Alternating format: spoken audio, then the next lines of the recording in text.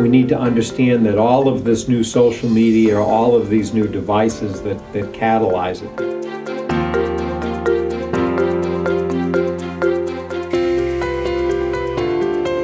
Well, what you first have to understand is that one of the byproducts of those kinds of consolidations, which is what they really are, when you think about mergers and acquisitions, is a loss of people.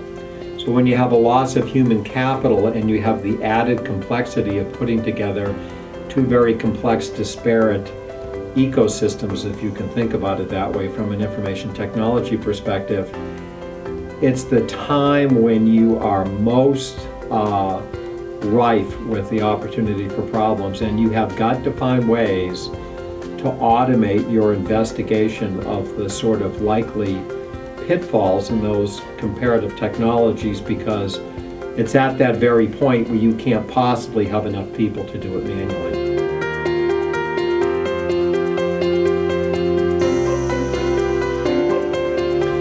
Well, we have to understand that there's no turning back the hands of time. There's no way to put this genie back in the bottle.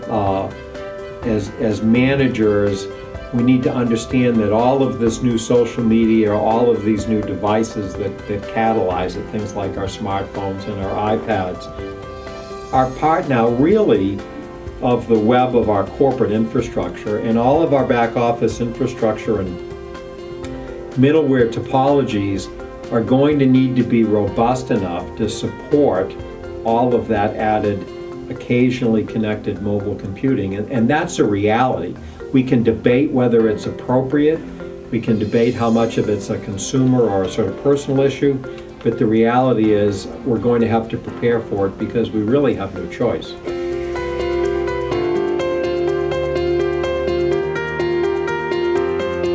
We're constantly asking our IT managers to do more with less. You know, the other side of the recession, everyone has budget pressures.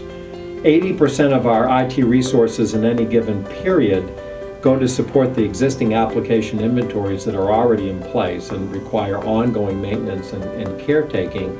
And yet the demand for new classes of applications and new products and services to digitally come to market never seems to abate in the least. So we have to understand it's not a problem that we're going to attack by just throwing more people at it, because we don't have them. So if we don't find ways to continue to innovate and automate the software development process itself and provide for that codified, active best practices, then both the IT management and the corporate management are destined to be disappointed.